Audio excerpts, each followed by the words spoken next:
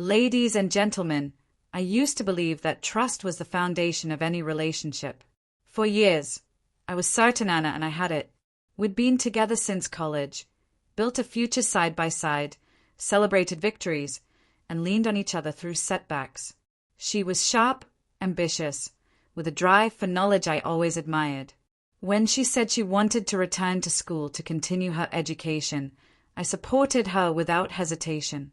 I pictured long nights of books spread across the table, coffee brewing in the kitchen, and us laughing about her being older than the fresh-faced kid straight out of high school. What I didn't picture was betrayal hidden behind the disguise of ambition. It began subtly. She spent more time away from home, insisting the library gave her quiet. At first, it made sense. Our apartment walls were thin. Neighbors blasted music at odd hours. But soon it was constant. Every night, sometimes past midnight, she'd return, claiming she lost track of time. Her phone rarely left her hand, and she shielded it like it carried government secrets. Whenever it buzzed, she'd snatch it quickly, turning away as she typed. I excused it as study stress, but deep down, a voice told me something else was happening. Then came that Thursday night, heavy with rain. She walked in with a different energy, cheeks flushed, hair messy as if she had rushed.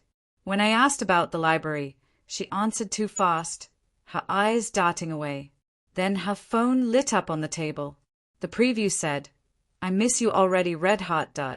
My eyes caught it before she grabbed the phone and snapped that it was a joke from her study group. I wanted so badly to accept that, but the image of those words stuck in my mind like a splinter. The following week, my suspicion grew. I asked small questions about her classes, the people she studied with, the library itself. Every response sounded rehearsed. One afternoon, I told her I had to stay late at work. Instead, I waited an hour and drove to campus. The library was nearly empty. I checked every floor, every corner. She wasn't there. My chest tightened. I asked the librarian if she had seen Anna, and she shook her head. That's when my phone buzzed. A message from Mark, my friend in campus security. "Man, you should see this." Attached was a photo from a distance. Anna walking into the dorms with a tall man, their hands brushing, the bodies leaning too close to be innocent. I waited outside in the cold for almost an hour, the wind cutting through my coat. When she finally emerged, her hair was even messier, her smile faint like a secret she carried. She froze when her eyes met mine. I asked, "How was the library?" Her lips moved, but no words came. That's when I told her I had been at the library. She stammered, fumbling for a lie, until I noticed the ring on her finger. Not her wedding band, not a gift from me.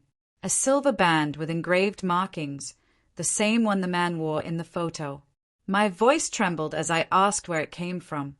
Her eyes dropped, and I didn't need her answer. The silence gave me everything. We drove home in silence. She sat on the bed's edge while I stood at the doorframe, my chest aching. She admitted it wasn't just a mistake.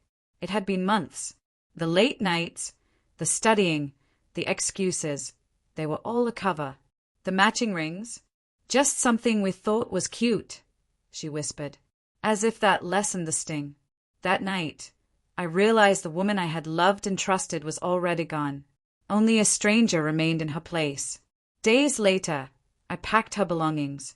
She didn't resist. She knew she had shattered something beyond repair. The apartment felt hollow without her, but strangely cleaner, like a poison removed. She left the ring behind.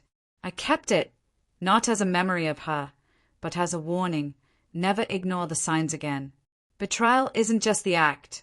It's every lie, every excuse, every time they chose someone else over the one who loved them. I learned that painfully, and now, whenever I pass a library, I don't think of books or study nights. I think of the night I realized she wasn't studying at all. She was writing a story where I no longer existed.